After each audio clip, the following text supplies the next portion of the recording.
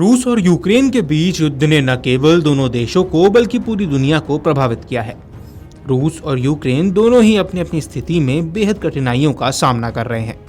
रूस की सेना को भारी नुकसान हुआ है, वहीं यूक्रेन भी बुरी तरह से प्रभावित हुआ है। लाखों लोग बेघर हो चुके हैं और हजारों जान गंवा चुके हैं। यूक्रेन और रूस के बीच शांति वार्ता के लिए सऊदी अरब में बैठक हुई थी, जिसमें कीव सीमित युद्ध विराम पर प्रस्ताव रखा गया था, जिसे यूक्रेन ने स्वीकार कर लिया था और अमेरिका से प्रतिनिधियों को रूस भेजा गया था ताकि सीज फायर पर सहमति बन सके। इस तनातनी के बीच रूस के राष्ट्रपति व्लादिमीर पुतिन ने गुरुवार को प्रधानमंत्री नरेंद्र मोदी, अमेरिकी राष्ट्रपति डोनाल्ड ट्रंप और ब्राजील के राष्ट्रपति लुइस इनासियो लुला दा सिल्वा का धन्यवाद कर दिया है, जिन्होंने वर्षों से चल रहे रूस यूक्रेन युद्ध के समाप्त होने के प्रयास किए हैं।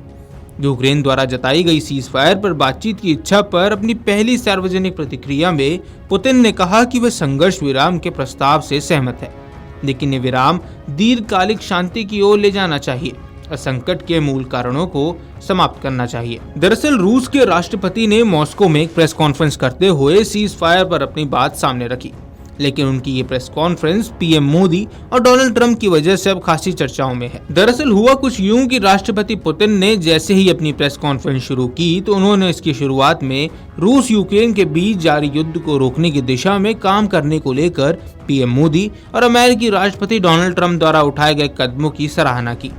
उन्होंने आगे कहा, हम सभी का आभार व्यक्त करते हैं क्योंकि यह प्रयास एक महान मिशन की ओर है, वह मिशन जो युद्ध विराम और जीवन की हानि को समाप्त करने का है। पुतिन ने यह भी कहा कि रूस अमेरिका द्वारा प्रस्तावित संघर्ष विराम से सहमत है, लेकिन कुछ मुद्दों पर अब भी हल होने बाकी हैं।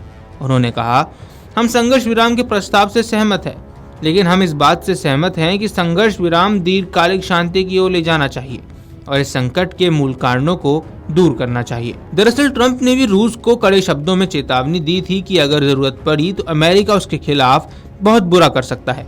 रिपोर्ट्स के मुताबिक रूस चाहता है कि यूक्रेन के साथ सीज फायर एग्रीमेंट पर सहमति जताने से पहले उसकी दो शर्तें मान ली जाएं, जिनमें पहली शर्त यूक्रेन के नाटो में सदस्य बनने से रोकना और दूसरी मांग क्रीमिया और यूक्रेन के 4 इलाकों पर रूस के कब्जे को अंतर्राष्ट्रीय मान्यता देना। हालांकि बता दें कि रूस इन मांगों को लेकर पहले भी कई बार अमेरिका और नाटो के समक्ष उठ चुका है।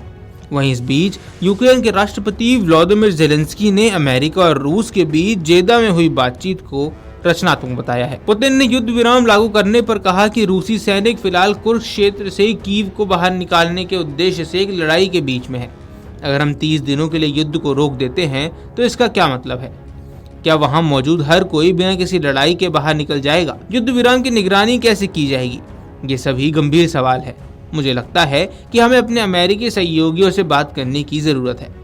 पुतिन ने कहा कि रूसी सैनिक व्यावहारिक रूप से अग्रिम पंक्ति के सभी क्षेत्रों में आगे बढ़ रहे हैं और मॉस्को कुर्स्क के यूक्रेनी सैनिकों को बाहर निकालने में अपनी सेना की सफलता के आधार पर अपने अगले कदम तय करेंगे। आपको बता दें कि रूसी राष्ट्रपति का ये बयान ट्रंप द्वारा दिए गए बयान के एक दिन बाद आया है, जिसमें उन्होंने कहा था कि अब रूस के ऊपर निर्भर है।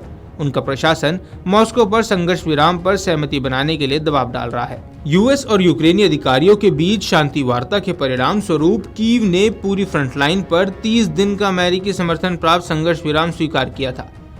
पुतिन ने भारत का नाम उन 3 देशों में लिया था जिनसे वह लगातार यूक्रेन संघर्ष के बारे में संपर्क में है और कहा था कि वे इसे सुलझाने के लिए गंभीर प्रयास कर रहे हैं। आपको बता दें कि पिछले साल जुलाई में प्रधानमंत्री मोदी ने रूस में 22वें भारत रूस द्विपक्षीय शिखर सम्मेलन में भाग लिया था और अगस्त में यूक्रेन का भी दौरा किया था। यूक्रेनी राष्ट्रपति व्लादिमीर ज़ेलेंस्की के साथ द्विपक्षीय बैठक में प्रधानमंत्री मोदी ने संघर्ष के शांतिपूर्ण समाधान पर जोर दिया था और कहा था कि यह संवाद और कूटनीति के माध्यम से ही संभव है। प्रधानमंत्री मोदी ने ट्रंप के रूस यूक्रेन संघर्ष के समाधान के प्रयासों का भी स्वागत किया है और भारत के दृष्टिकोण को दोहराया था कि इस संघर्ष को केवल वार्ता के जरिए ही सुलझाया जा सकता है। प्रधानमंत्री मोदी ने व्हाइट हाउस में एक संयुक्त प्रेस कॉन्फ्रेंस में कहा, मैं हमेशा रूस और यूक्रेन दोनों देशों के नेताओं के साथ संपर्क में रहा हूं। कई लोग ये भ्रांति रखते हैं कि भारत तटस्थ है, लेकिन मैं ये स्पष्ट करना चाहता हूं कि भारत तटस्थ नहीं है। हम एक पक्ष पर हैं और वह पक्ष है शांति। Video desk अमरउजाला.com। अगर आप ये वीडियो YouTube पर देख रहे हैं तो हमारे चैनल को सब्सक्राइब कर बेल आइकन दबाएं और Facebook पर देख रहे हैं तो हमारे पेज को लाइक करें। 8 मिलियन प्लस सब्सक्राइबर, आपके इस भरोसे के लिए बहुत धन्यवाद।